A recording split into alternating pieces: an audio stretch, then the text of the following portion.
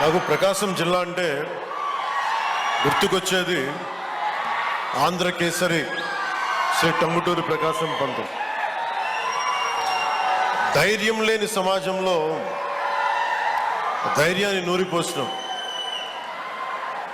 Simon కమిషన్కి ఆ రోజున ఎదురొడ్డి నిలిచి కాల్చుకోండి అని చొక్కా తీసి ఛాతీని చూపించిన ధైర్యవంతుడు, మొట్టమొదటి రాష్ట్ర తొలి ముఖ్యమంత్రి. వారికి అలాంటి నేల ఇది.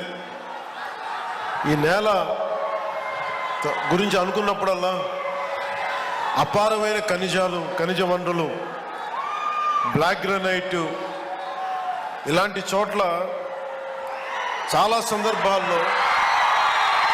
సందర్భాల్లో ముఖ్యంగా ఇక్కడున్న యువత, ఈరోజు నేను వచ్చిన సందర్భం జేజేఎం కావచ్చు, కానీ ఇక్కడున్న యువతలో ఉన్న వేదన, కోపం, బాధ,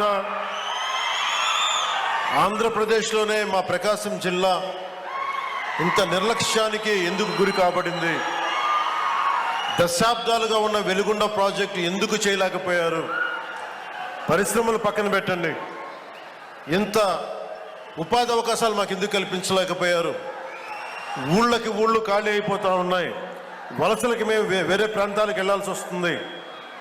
ఇలాంటి నేపథ్యంలో మీ ఆవేదన, మీ కష్టం, మీ బాధ బాగా అర్థం చేసుకున్నవాడిని.